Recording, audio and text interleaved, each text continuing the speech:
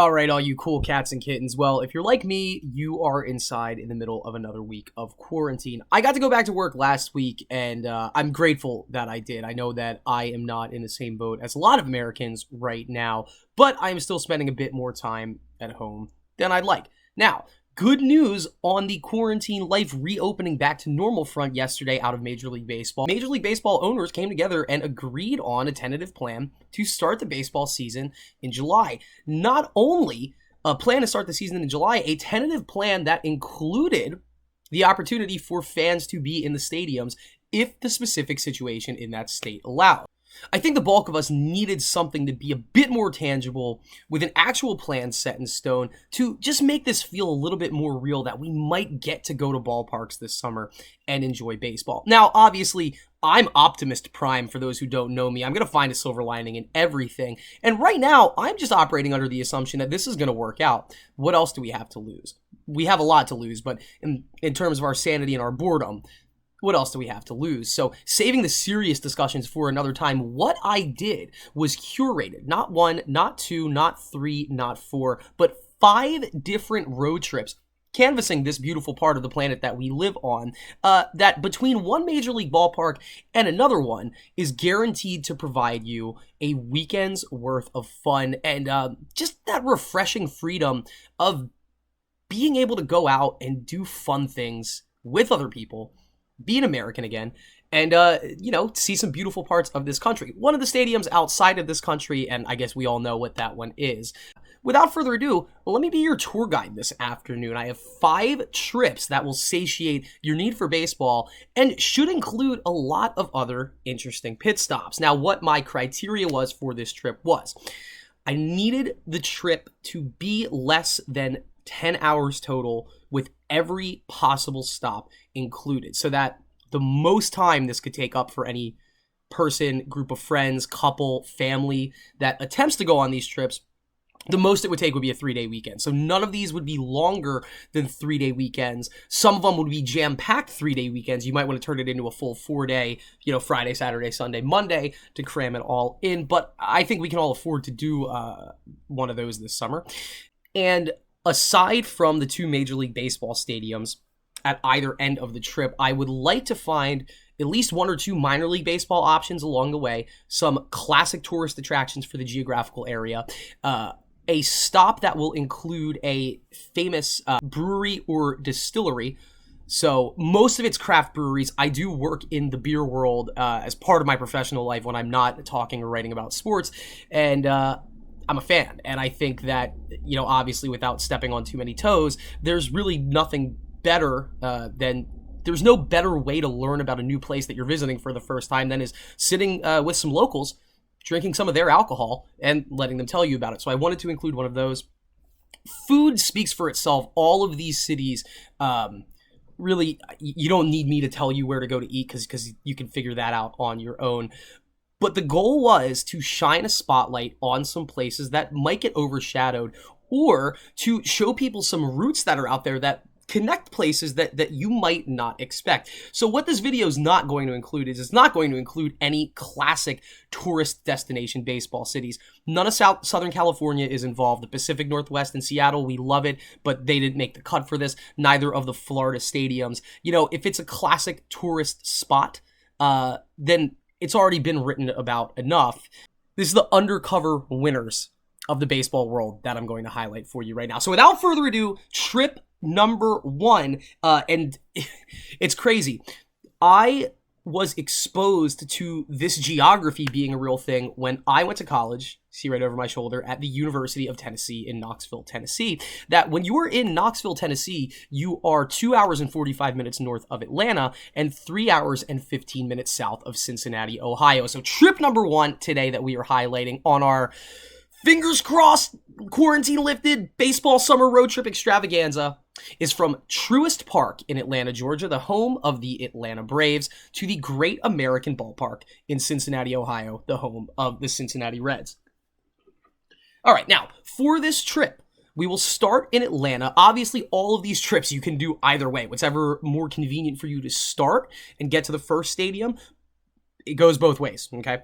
But the straight drive, according to Google Maps, from Atlanta to Cincinnati 6 hours, 38 minutes is a 448-mile drive. Now, that is the, I believe, second longest straight trip that you could potentially go on this road trip. And here is what my ideal game plan for you would be. Now, that area that Truist Park is located in, north of downtown Atlanta, Georgia, has so much to do, but you would be remiss if you did not go into true downtown Atlanta. That has the Olympic Bicentennial Park, the Coca-Cola World, and the Georgia Aquarium, all around one courtyard from each other. I mean, that is just a perfect 4 hours of your day. You need to check that out. Once you do, there's plenty of other things to do in Atlanta, but there's a lot to see. So once you do, we're going to hit I-75 North and head on up to Chattanooga, Tennessee. Chattanooga, Tennessee might be the most beautiful city in the South. It is tucked away in the foothills of Signal Mountain and Lookout Mountain. Either way you drive into Chattanooga, you are just coming down from these beautiful mountain vistas to this amazing river city in southern Tennessee. And there's a lot to do in Chattanooga as well. Now, if you don't stop at the Georgia Aquarium, the Chattanooga Aquarium offers almost as good of a tourist experience. And there's a great AA baseball team called the Chattanooga Lookouts. Funny enough, they are actually the AA affiliate of the Cincinnati Reds, not the Atlanta Braves. They play in a fun stadium tucked right into the middle of all the action of downtown Chattanooga. So you need to stop there.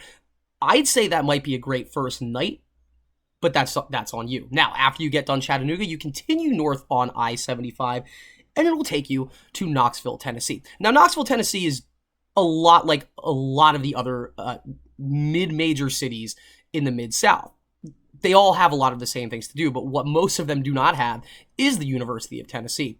Now, with the baseball season starting later, I wanted to include a lot of college football stops because if you take this trip in September, that is the perfect time to get to see a major conference team play and maybe take in a game against a lighter non-conference opponent, and the tickets might cost less money. If you've not seen a game in Neyland Stadium before, obviously, I'm going to oversell it being a UT student, but it rivals any sporting event atmosphere I have ever been in. I know everybody says that about their alma maters, but Neyland Stadium seats 102,000 fans. It is situated right on the Tennessee River. You can spend your entire day pre-gaming with the Vol Navy, which is a series of connected boats that dock together on the Tennessee River and just tailgate together, head inside the stadium and watch the Pride of the Southland marching band do their thing.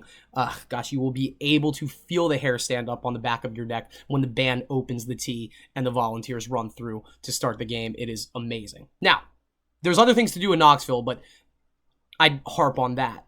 What you don't want to miss is once you finish that, take your way out of Knoxville on 40 East. About 20 minutes outside of Knoxville, there is an exit for the start of the Parkway Run. Now, at the very start of the Parkway Run, at the exit off I-40, is the AA Stadium for the Tennessee Smokies. That is the Chicago Cubs AA affiliate. Great ballpark atmosphere tucked away into the woods. You'll have a great time taking that ball game in. If you're already baseballed out at this point because you're still going to head up to Cincinnati, what I would suggest is going south on the Parkway. It kind of turns into a Jersey Shore, Outer Banks, Ocean City, Maryland-esque tourist trap just kind of in the middle of the woods in East Tennessee.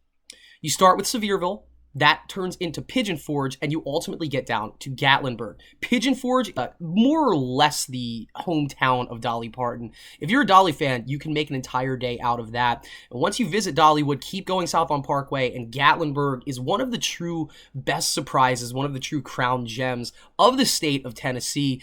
It is down there in the southeast Tennessee border in the middle of the Smoky Mountains, but it is one of the funnest towns you're going to find. Moonshine distilleries, amazing restaurants, fun craft breweries, and obviously the Great Smoky Mountain National Park. So for all the hikers out there, there you go.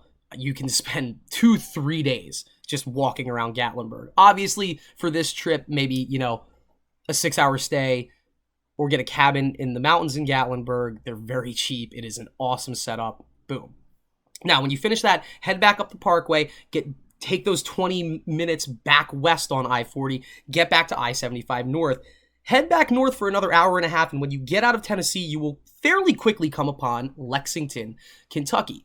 another SEC school. If you miss getting to watch football at MiLB Stadium, check out Kroger Stadium. It's still a SEC capacity field. It still has that great environment. Or visit one of the most historic arenas in the United States, Rupp Arena, right in the middle of downtown Lexington. Two other awesome things to check out in Lexington, Kentucky. The Kentucky Horse Park. It is more or less your thoroughbred racing national museum, save for what's up in Saratoga Springs.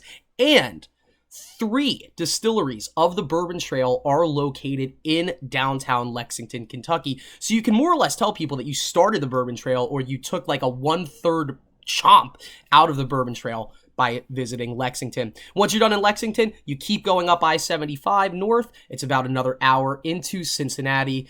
And there's plenty to do in Cincinnati, but Great American Ballpark might be the crown jewel on that list on the Ohio River. And there is road trip number 1, Atlanta to Cincinnati. Now, I mentioned this, that the straight trip, when I said this earlier, on a map, 448 miles, it would take 6 hours and 38 minutes. Now, when you add these pit stops and the back and forths and all the stops that I suggest you check out, it turns into a 9-hour, 29-minute trip traversing 560 miles. So this one might be probably more like a 4-day trip as opposed to a 3-day trip, but you are going to get to see so many beautiful parts of the country that you never knew you could quickly get to each other from. So that's trip number 1, the Atlanta Braves to the Cincinnati Reds and everything in between. Let's move it on to number 2, and this might be one that some of the Philadelphia fans of the area, so friends of mine, friends of Vince's, friends of Shane's that are following this blog right now, they might know about this trip pretty well. I'm a resident of Downingtown, Pennsylvania. That's just a little bit west of Philadelphia.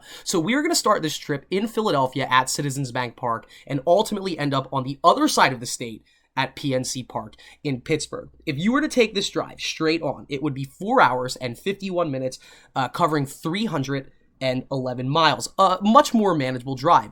And because of that, we're going to wind you around the state a little bit. Now, start at Citizens Bank Park.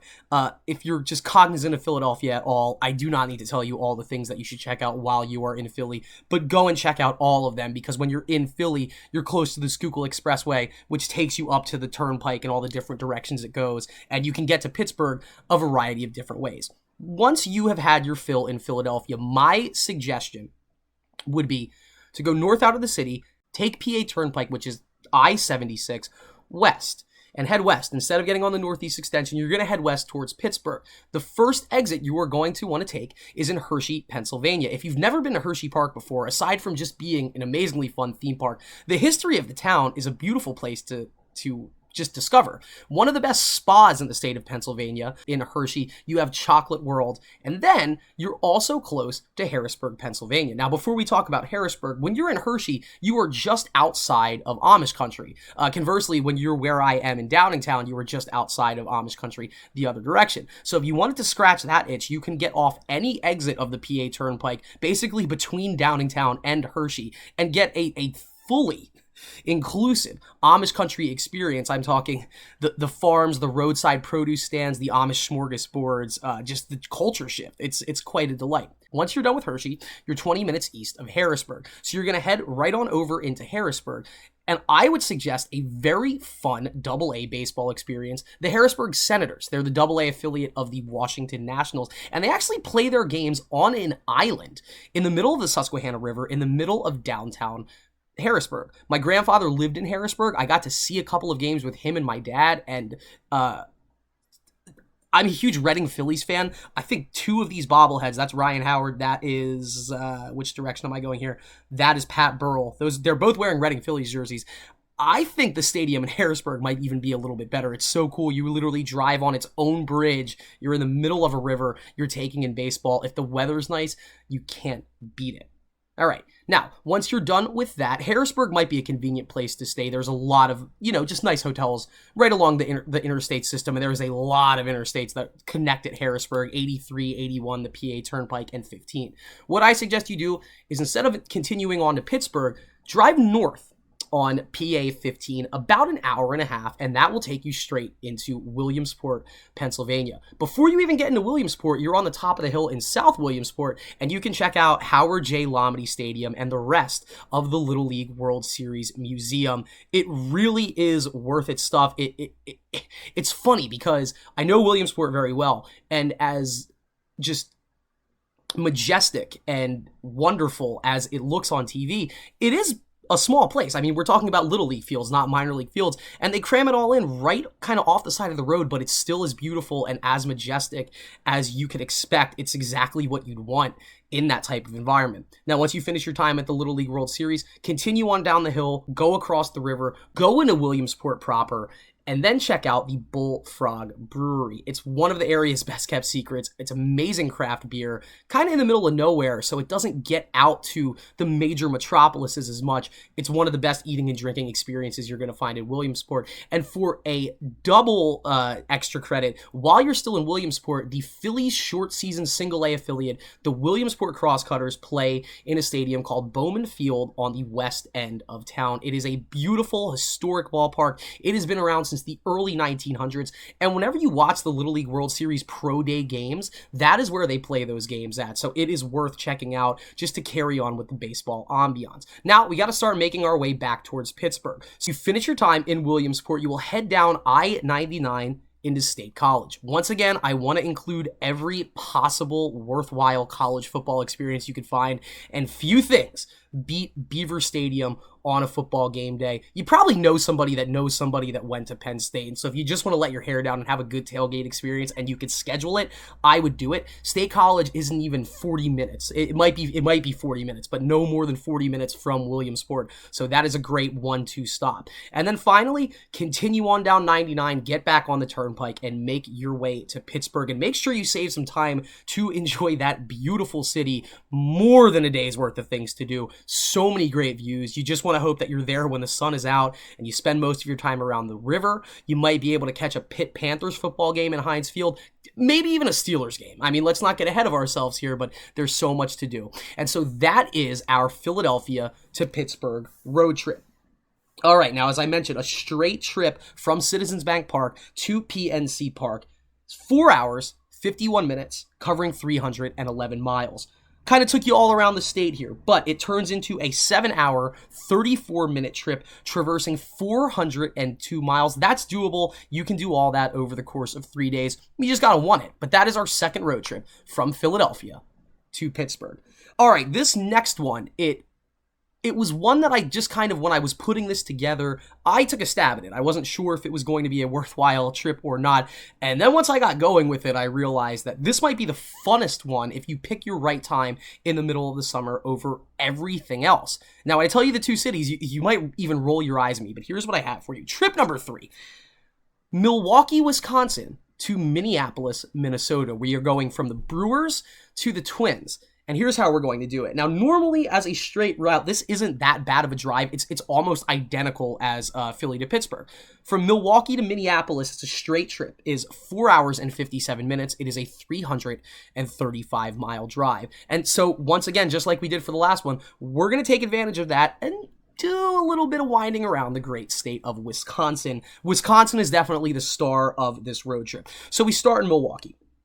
All right, Milwaukee, great city, industrial, Great Lakes City, modern. They have the Fiserv Forum. You might be able to catch the Bucks play, and I would definitely recommend doing that while you're in Milwaukee. But more or less, I would capitalize on the Brewers game while I was there, and then quickly head up north towards Green Bay. I don't need to explain to you what all happened in Green Bay. You know why I'm telling you to go to Green Bay, but you still have to do it. Lambeau Field, the Packers Museum, just the town in itself, Brett Favre's restaurant, all the history there. Life wouldn't normally take you to Green Bay, Wisconsin, so this would be the perfect opportunity to get yourself up there. Now, very close to Green Bay is the Appleton, Wisconsin area, which has a bunch of other small cities around it. And funny enough, most visiting NFL teams, when they go to play the Packers, they fly into Appleton and they stay in Appleton. Thusly, there is a lot to do.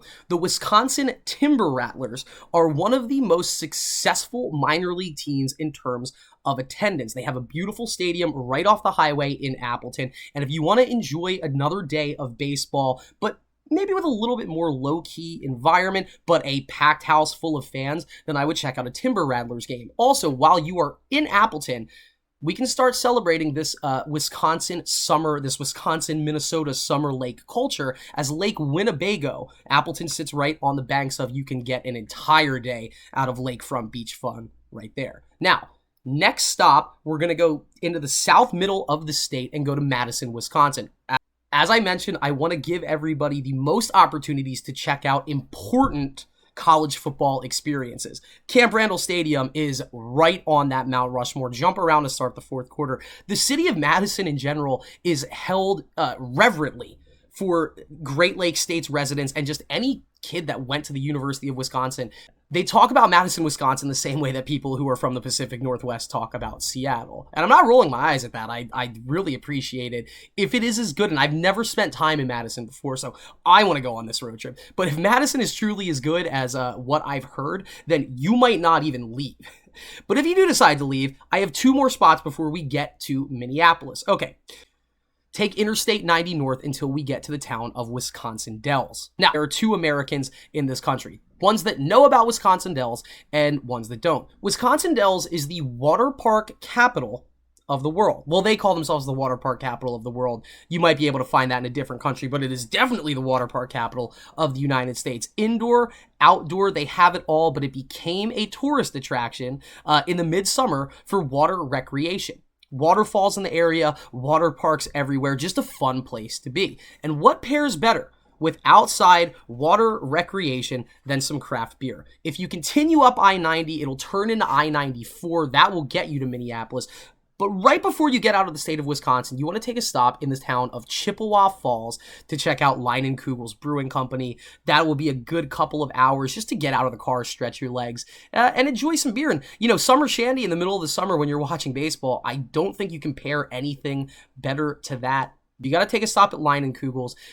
At this point, I would suggest heading straight on into Minneapolis. It's not even an hour and a half from that part of western Wisconsin into that part of eastern Minnesota. And then you're at Target Field, which I haven't been there, but it's one of the stadiums that I feel like, as I read more and more about it, truly gets it right. You hear a lot of compliments about how convenient the train station is, which comes right into the stadium. Washington Nationals Park has a setup like that too.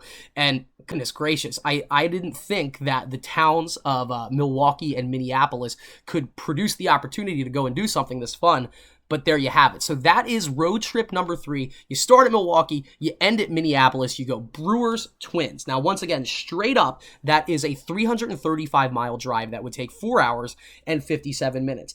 On this trip, we're making you earn it a little bit. It turns into a 551-mile drive, but 9 hours and 14 minutes. It probably should be a 4-day trip because I wanted to squeeze a lot in there myself when I was looking at this, but I think you could do it in 3 days. All right, number 4. This is the most ambitious and the most wild, if you will, trip on the list. I bet you're not going to expect what I'm going to say, because these 2 cities might be more of the most nondescript Major League Baseball franchises, and it's not like the areas in between the 2 kind of come off on first blush as these amazingly exciting places to go. But by the time I get to the end of this road trip, I think you are going to be right on my page here. All right, road trip number 4, baseball quarantine dream season road trip, is from Kansas City, Missouri to Arlington, Texas. We got Kauffman Stadium. We have the Rangers' new ballpark at the other end of this, which is reason in and of itself to go check that out because it just looks absolutely beautiful. I've been watching Joey Gallo and the MLB The Show Players League just drop bombs in this new ballpark, and I'd want to see him do it in real life. There's parts of Arlington, Texas that as an Eagles fan, I'm not going to big up, but this isn't one of those. So from Kansas City, Missouri to Arlington, Texas is the longest straight shot, okay, that you're going to have on this list. But the side trips that we're going to take are more or less all along this main route. So the straight shot from Kansas City to Arlington, 8 hours, 12 minutes, 560 miles. All right, this is going to be a 4-day trip, but this is what I want you to do. Start in Kansas City. If you are at Kauffman Stadium watching a Royals game, then you are in the same parking lot as Arrowhead Stadium and the Kansas City Chiefs practice complex. Now, that's just worth taking some pictures of because that is the Super Bowl champions that play there, so I would have to recommend that.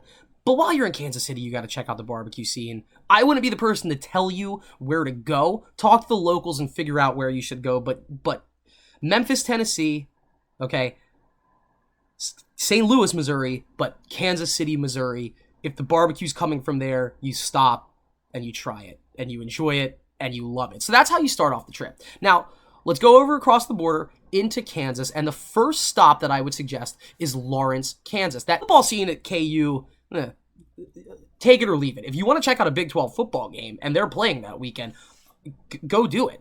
But what I would check out in Lawrence is the Fog Allen Fieldhouse. Save for the Palestra in Philadelphia and Cameron Indoor Stadium on the campus of Duke, Fog Allen Fieldhouse has to be the most history-laden venue in college basketball, in the history of college basketball. Think about all the greats that played there.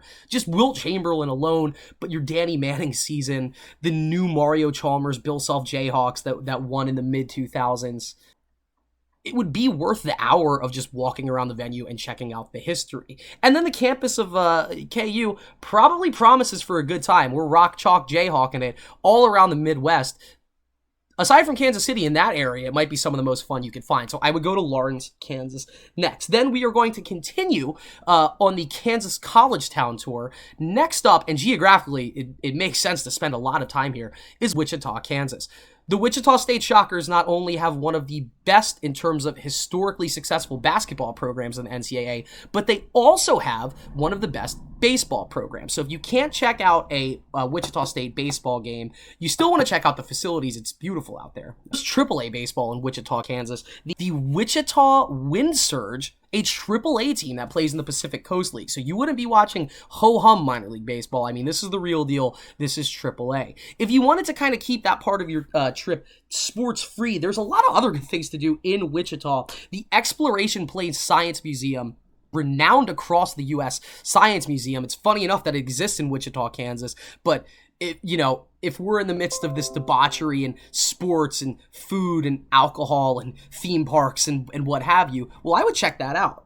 Aside from that, there is also Botanica, which is the botanical gardens of Wichita and the official botanical gardens of the state of Kansas. Reading some reviews on Google, it has like a 4.8 star overall review, and people saying that they can spend just 5-6 hours walking around the place, which is awesome to know. So once you are done in your time in Wichita, I would assume that would be a great place to spend a night on this trip. You head due south and make your way down to the Oklahoma City, Norman area. We'll do Oklahoma City first because from north to south, it's the first part you hit. Now, who knows if basketball is going to be going on or not, but they do it right in Oklahoma City for the Thunder. If not, there is another AAA baseball option, the Oklahoma City Dodgers. I bet you can put 2 and 2 together on who they are the affiliate of.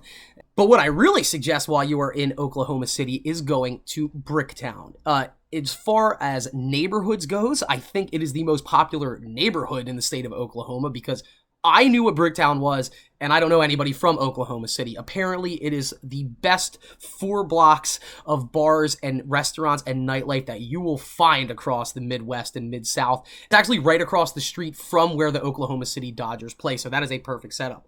Once you're finished with Oklahoma City, make your way 20 miles south down into Norman, the home of Oklahoma University. They're absolutely beautiful. If you were able to check out an Oklahoma Sooners football game, go not only for the history, but for the success. I mean, it's Lincoln Riley. I'm sure he's going to have another top-flight quarterback running that Sooners offense. Go and watch those boys hang 600 yards and 50 points on somebody and be one of the Sooner faithful, Boomer Sooner. I'm sure that's going to be worth the trip. Okay, 2 more stops on this trip before we even get to Arlington. So we're going to continue south on I-35, out of Norman, down towards Texas, and about a half hour before we hit the Texas state border, we are going to take a stop in the city of Wynnewood, Oklahoma. If that sounds familiar to you, I bet you know why. It goes on. Ow, son of a bitch!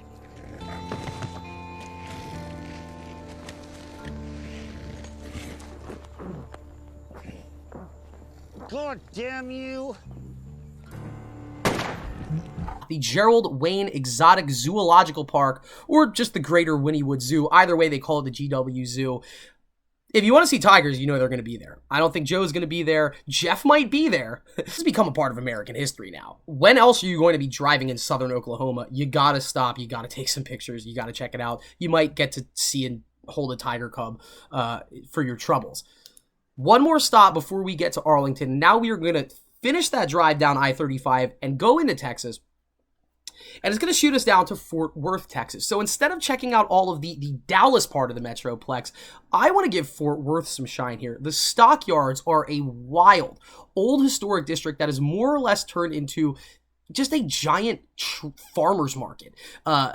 With alcohol, with some of the best food you're going to find. And it is right next to where TCU plays their football games. The Amon G. Carter Stadium, one of the most beautiful modern college football fields out there. There's terracotta in the stadium. Every seat is like 5 yards away from the field. It's just, Fort Worth is a city that people sleep on, and you shouldn't if you're on this trip. I would go there, maybe spend the last night of the trip there before finally going the 5 miles, then back towards Dallas. When you get to Arlington, not only do you have the Rangers' new ballpark, but you have AT&T Stadium where the Dallas Cowboys play, and Six Flags Over Texas, all in the same parking lot. So there you go. There you have a day of it right there. Now, that is a wild trip. It's pretty ambitious. It would definitely be a 4-dayer, but you're seeing basically 2 entirely different regions of the country that are connected to each other, that in perfect increments have just perfect stops along the way. I mentioned that straight on, that is a 8-hour, 12-minute drive, 560 miles. On this intonation of the trip, it doesn't change all that much. It turns into a 591-mile drive that would take 9 hours and 8 minutes. So there you have it. Kansas City, Missouri to Arlington, Texas. Royals, Rangers, that is a wild one. But if you're in that part of the country, I think, look, everything's bigger in Texas, so I don't think that drive is threatening anybody in that part of the country. You should make that work out. Finally, our last one, and this is the one I might be most proud of because I was able to include Canada in this trip. One of my best friends from high school still lives in Canada. We try to go there once a year. I am a huge fan of Canada, less of a fan of the Blue Jays, but we are going to start this 5th and final road trip in Toronto and end up in Cleveland, Ohio. We are doing Blue Jays to Indians for our 5th and final road trip. Now this one, 4 hours, 44 minutes, 295 miles. I don't know if that is taking the border crossing time into consideration. I think it is. And if in that case, one of the most efficient drives that you can get. So this is how we're going to take advantage of it. We're starting in Toronto because you need to give yourself at least a day to get all of Toronto. It is much bigger of a city than you would ever expect, and there is so much to do. Right next to the Rogers Center, where the Blue Jays play, is the CN Tower. There's also a fun waterfront nightlife district, and then you are about 5 blocks south of the main downtown chunk of Toronto. If you were to go 5 blocks north and hit that downtown chunk, you would also be right next to the Pro Hockey Hall of Fame, which is right near the Scotiabank Arena where the Raptors play. So there's a lot of options right there. Who knows if the basketball season's going on, you might be able to sneak in a Raptors game. Same thing with the Maple Leafs game, but the Pro Hockey Hall of Fame in and of itself would be worth checking out. Now we head south, well, I guess actually what we're doing is we're heading southwest out of Toronto and then looping back around on the south side of Lake Ontario to get to Niagara Falls, Canada. Obviously, if you can include Niagara Falls in any road trip, you got to do it. I was just able to visit Niagara Falls for the first time in my life last fall, and it exceeded every expectation. And I was on the American side, which apparently doesn't even have as good of the views. Start on the Canadian side, take the border crossing right over the falls, and check out the views on the American side. Do every part of Niagara Falls that you can. Not the cheap tourist stuff in either town, but the state parks and the national parks. It's worth it. It's the gift that keeps on giving. And if you're there on a beautiful day, you're going to get pictures that are worth just going back and looking at. It's really that amazing of a spot. Now, once you're done Niagara Falls, you are going to be back in the United States, and you're going to be very close to Buffalo, New York. If you are in Buffalo in the middle of the summer, I can't think of more beautiful places to be. The Buffalo Bisons, a AAA team playing in Buffalo, have a beautiful stadium in the dead middle of downtown Buffalo. You can't miss it. It's pretty close to where the Buffalo Sabres play, but I would definitely recommend stopping and checking out a Bisons game at Dunn Tire Park. It is a huge stadium. It was actually built with the premise of if Buffalo were able to get a Major League Baseball team, that it would have room to expand into a Major League ballpark. So it's beautiful, it's big, it's tucked right in the middle of downtown Buffalo. You got to check it out. If you can do a Sabres game, do it, but what I would recommend doing is heading down south to Orchard Park and visiting New Era Field. Field at this point is one of the older stadiums still active in the NFL, but when they built it, they got it right. I got to see the Eagles play the Bills in Buffalo last fall, and it was one of the most convenient stadiums ever. You walk in at the top of the lower bowl. It's literally just 2 steps of stairs to get up into the upper deck, concessions everywhere, and a lot of history. No Super Bowls, but so much history on that field, you could feel it. Also, the people of Western New York are just beautiful, friendly, welcoming people. And so you're going to want to take in a football game with people like that for that different atmosphere. If the Bills aren't playing, go on a tour of New Era Field, that whole just neighborhood. It's really cool. I mean, for all of us that live in the suburbs, if you could imagine just your neighborhood having an NFL stadium in it, that's what Lambeau Field and that's what New Era Field are like. And so I know we're doing a baseball road trip here, but you got to check it out. From New Era Field, we are going to make our way out of upstate New York, go along Lake Erie, and take a stop in Erie, Pennsylvania. The AA affiliate of the Detroit Tigers, the Erie Seawolves, play in Erie. And while there's not too much to do in Erie, it's a convenient place to stop for the night, watch some AA baseball, and check out the brewery scene. Erie Brewing Company, Mill Creek Brewing Company, Voodoo Brewing Company, all anchored out of Erie. If you want a great night of bar hopping with a little bit of baseball thrown in, I would suggest doing that in Erie. Now, 2 options. You could go straight to Cleveland, but it's about a 45-minute detour to go down to Canton, Ohio, and visit the Pro Football Hall of Fame. We already visited the Pro Hockey Hall of Fame in Toronto. Why wouldn't you do the same thing? You can spend a full day at the Pro Football Hall of Fame in Canton. And then finally, make your way back north into Cleveland proper. Before you go to the Indians game, we already visited 2 Hall of Fames. Let's check out a third with the Rock and Roll Hall of Fame in Cleveland. And ultimately, you are going to be at Progressive Field, the home of the Indians, one of the most beautiful ballparks in Major League Baseball. Now that road trip, once again, straight up, pretty easy, 4 hours, 44 minutes, 295 miles. With all of these stops, it makes it a little bit bigger. It is a 415-mile trip that takes 7 hours and 25 minutes. You could definitely do this one in just a 3-day weekend. So there you have it. Those are my 5 dream road trips that I think anybody should take advantage of if Major League Baseball is back and at it this summer, because good God, we have all been cramped up inside long enough. It is time to go out, get some sunshine, watch some baseball, watch some other sports, be with friends, be with families, be with your loved ones, and just let it hang loose. I hope that this was educational for you guys. Hope this shines a spotlight on some of the fun things to do across this country that might not get enough attention, and how some of our baseball stadiums are connected on these perfect road trip routes. If anybody does take my advice and do one of these road trips, I would love to hear how they planned out for you. I obviously want to make a couple of these work myself. So stay safe, stay sane.